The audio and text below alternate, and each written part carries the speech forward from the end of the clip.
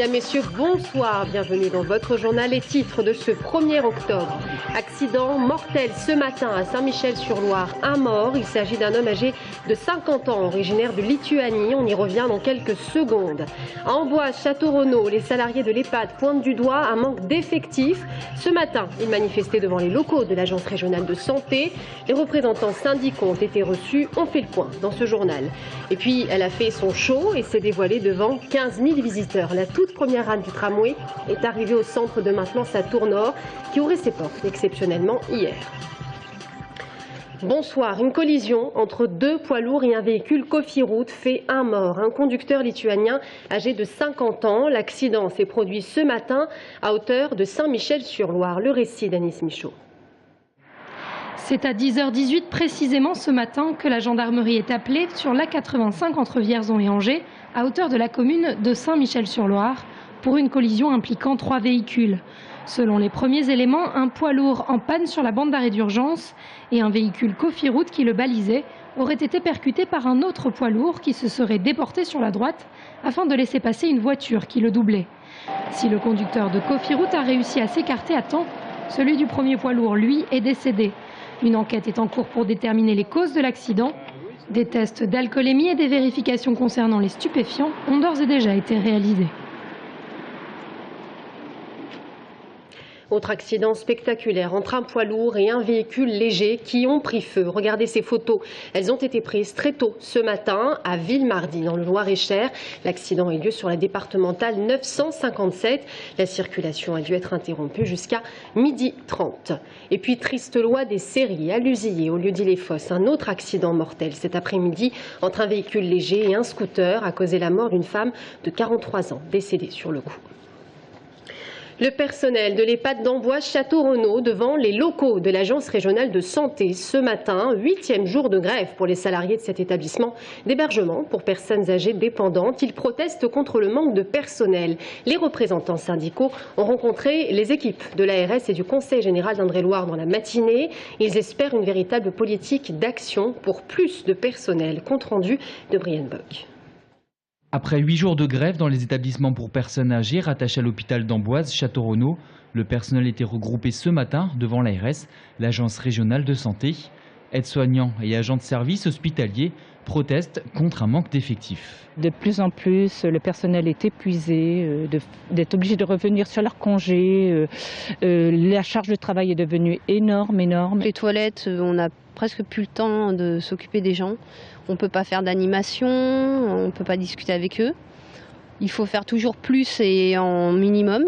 Pendant près de 2 heures, au siège de la délégation départementale de l'ARS, les représentants syndicaux sont venus rencontrer la direction de l'hôpital d'Amboise et les responsables du Conseil général. Ce dernier gère les budgets pour les maisons de retraite. Une solution urgente a d'ailleurs été proposée aux syndicats. C'est la création de 4 postes d'aide-soignante qui étaient prévus sur le budget 2013 et nous proposons que, sur la base évidemment d'une proposition en lien avec les organisations syndicales et la direction, que ces 4 postes puissent être recrutés dès à présent. Mais pour les syndicats, même si cette proposition est déjà une avancée, cela ne suffit pas. Ces postes-là sont suffisants si et seulement si tous les autres postes étaient présents sur le terrain. Or, entre ce qui est budgété et ce que nous, on constate sur le terrain, il y a un écart. Nous sommes prêts, et c'était l'objet de l'élection, à discuter, de comparer les chiffres et d'étudier d'où viennent ces causes. On en connaît une, elle est flagrante, c'est les arrêts maladie. Il va quand même falloir voir et étudier pourquoi il y a autant d'écarts. Cet après-midi, syndicats et direction étant encore en discussion sur les lieux d'affectation des postes d'aide-soignants. Une assemblée syndicale aura lieu demain, mais pour le moment, la grève continue.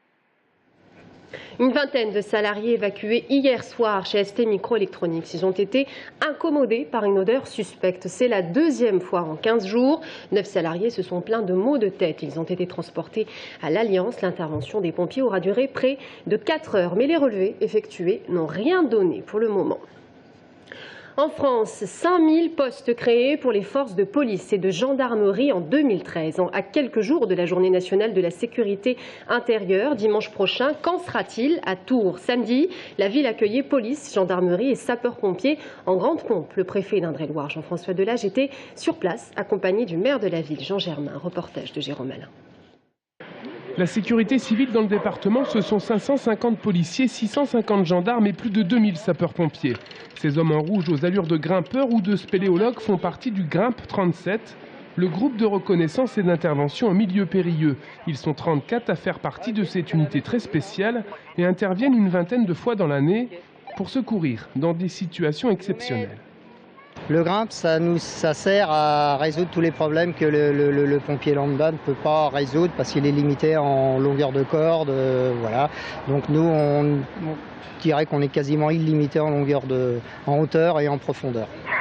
Il faut savoir que toutes les 7 secondes au niveau national, les sapeurs-pompiers partent en intervention, souvent appuyés par les forces de police ou de gendarmerie, des effectifs qui en 2013 devraient être renforcés.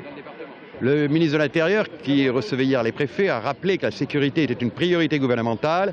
C'est ainsi que 480 postes supplémentaires vont être créés en police nationale et en gendarmerie dans le budget 2013, ce qui va permettre de recruter à peu près 5000 personnes entre la police nationale et la gendarmerie nationale en 2013 pour conforter les effectifs et renouveler systématiquement l'ensemble des personnels qui partiront à la retraite. Ces créations de postes, 2400 dans la police et plus de 3000 dans la gendarmerie, devraient donc voir le jour en 2013. Reste à connaître maintenant la répartition par département. En Indre-et-Loire, ce pourrait être une 50aine de nouveaux fonctionnaires, police et gendarmerie confondus. Et samedi prochain, la ville de Blois, elle aussi, accueillera de nombreuses manifestations entre 14h et 18h. Le rendez-vous est donné au Mail Pierre Sudreau.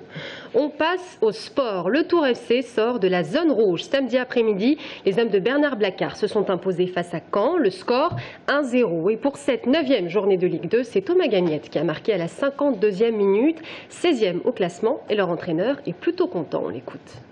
C'est la 9e journée de championnat. On est dernier depuis le premier jour. Depuis la première journée, donc évidemment qu'elle fait du bien, c'est clair. On laisse cette dernière place qui nous collait à la peau depuis 8 journées, c'est long, donc ça fait plaisir, le groupe travaille bien, je suis très content, je suis très satisfait de la façon dont les joueurs s'investissent et aujourd'hui quelque part ils ont eu le petit coup de pouce qui fait qu'ils sont récompensés. Et puis en basket, c'est une belle rentrée pour l'ADA Blois. Premier match de la saison en National 1 samedi soir. Ils se sont imposés face à Châlons, le club de Vendée. Le score, vous le connaissez, 76-61. Des débuts très prometteurs pour cette année. Tours lève le voile sur le tramway. Dimanche, près de 15 000 visiteurs se sont pressés pour découvrir la toute première rame au centre de maintenance de tramway de Tours-Nord qui ouvrait ses portes au public pour ce jour particulier. Dès 10 h du matin, c'était l'affluence et certains, vous allez le voir, n'étaient pas prêts d'en perdre une miette. Reportage de Jérôme Alain.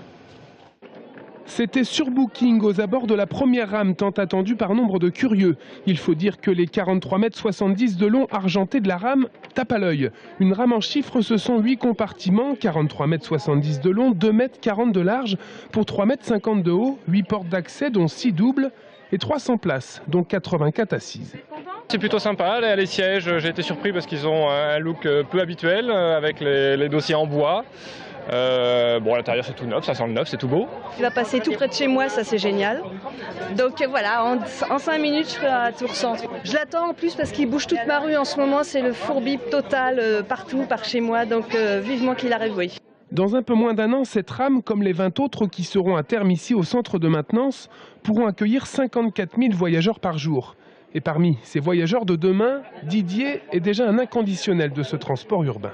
Chaque vacances, j'ai décidé d'aller faire un peu les visites des villes où il y a des tramways. Et donc depuis une quinzaine d'années maintenant, sachant que tout a commencé à Nantes, l'idée m'est venue de voir un peu ce qui se passait dans les autres villes avant que nous, ça vienne à Tours. L'année dernière, Didier était à Angers pour découvrir le tram. Le 1er septembre dernier, il assistait à l'inauguration du tramway à Dijon. Et à la fin du mois, pendant ses vacances, il sera à Montpellier pour tester les 2 nouvelles lignes. Alors le tram Tourangeau, il l'attend avec une certaine ardeur. Je voudrais même le prendre maintenant. Voilà, je suis impatient, c'est sûr, comme tout le monde. Après plusieurs années de travaux, je pense que les Tourangeaux avaient envie de voir quelque chose de concret. Et de voir cette première rame, ça leur donne la sensation qu'on arrive sur la fin. C'est certain, c'est le début de la fin. Reste maintenant une petite année de travaux. Une chose est sûre, vu l'engouement et l'impatience des Tourangeaux à voir le tram circuler, bon nombre semblent déjà l'avoir adopté et en ont profité pour se l'approprier. Et c'est ainsi que s'achève notre journal. Merci à tous de nous avoir suivis. Dans un instant, restez avec nous. Fabien Coste, secrétaire départemental du Parti communiste d'Indre-et-Loire, nous rejoint sur ce plateau. Tout de suite.